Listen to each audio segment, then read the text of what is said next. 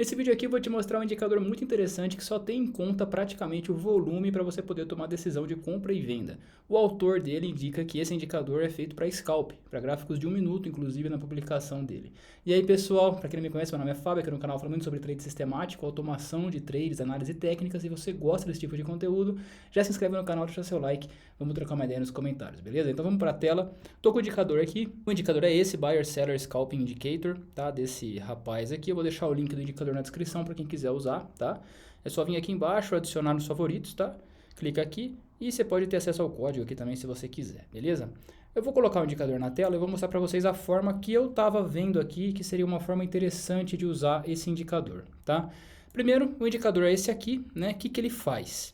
Ele mostra para a gente o volume, né? Então essas barras azuis são o volume total, né, por candle, igual o indicador de volume mesmo, né, ele indica aqui em cima o valor. E essa linha branca é uma média de volume que ele calcula. E agora as linhas verdes e vermelhas é o que é interessante nesse indicador, que é o volume de compra e o volume de venda. Então, por exemplo aqui, né, vamos pegar esse penúltimo candle aqui.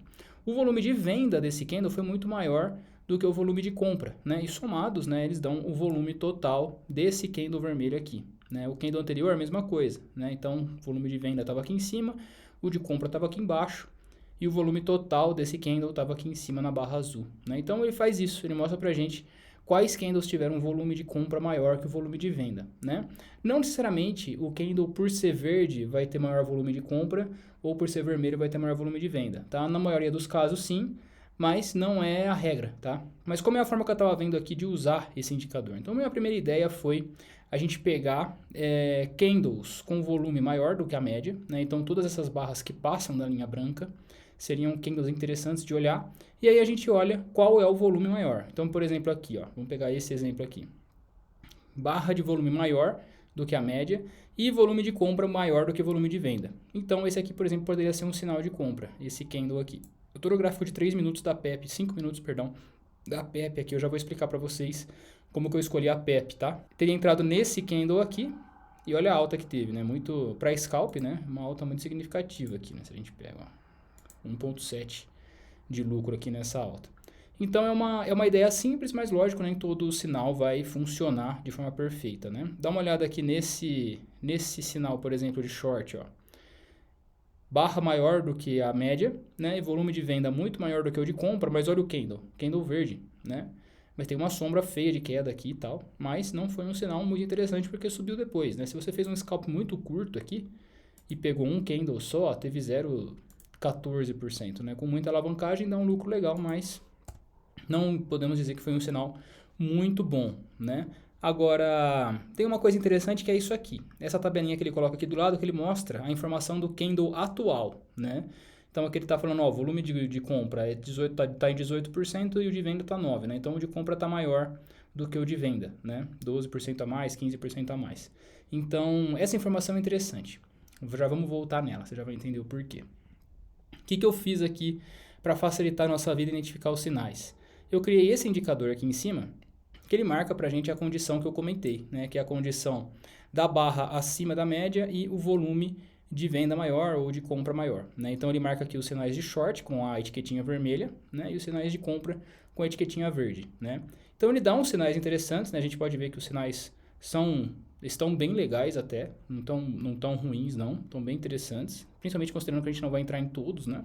Vamos entrar no primeiro do movimento, por exemplo. Mas tem alguns casos onde os sinais não ficam tão legais assim, por exemplo, esses aqui atrás, né?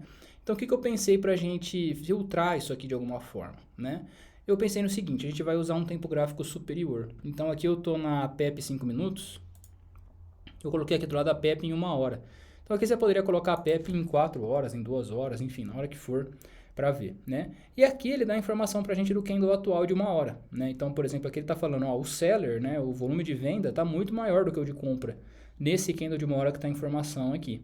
Então, no gráfico de 5 minutos aqui do lado, eu só vou respeitar sinais de short, né? Para que eu vou respeitar um sinal de venda, um sinal de compra, perdão, se ele está indo contra a tendência do tempo gráfico superior, né? Não tem sentido. Então, essa é uma forma que eu vi aqui. Se você fizer esse teste voltando para trás aqui, a gente vê que ele torna os sinais muito mais assertivos, fica bem legal mesmo, mas é um sistema mais para você operar na mão, né, do que automatizar, principalmente por conta dessa informação em tempo real de tempo gráfico superior, né? Fica muito complicado a gente fazer um backtest preciso disso no passado, né? Não tem como, o TradingView é limitado com relação a isso. Então, fazer um backtest preciso que use informação de 1 hora ao vivo, né?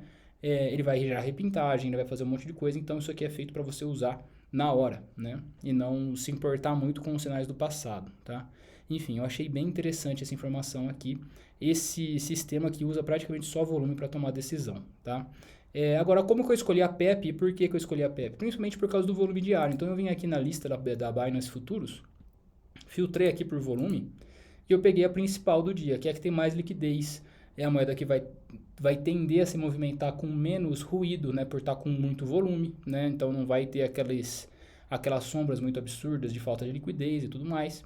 Então, para scalp é sempre bom a gente usar ativos que estão com muita liquidez no dia, então por isso eu separei a PEP aqui, poderia pegar Lever também, que está, apesar de estar com a metade do volume praticamente, também é um volume altíssimo aqui, de 40, praticamente 50 bilhões aqui, né? Então, o sistema é esse, eu achei muito interessante, façam os próprios testes de vocês, né? A ideia dele é para scalp, como eu disse, mas sempre bom usar tempos gráficos superiores como filtro. Se você gostou desse vídeo, não se esqueça de se inscrever no canal, deixa seu like, vamos trocar uma ideia nos comentários. Muito obrigado por quem veio até aqui, um abraço e até a próxima.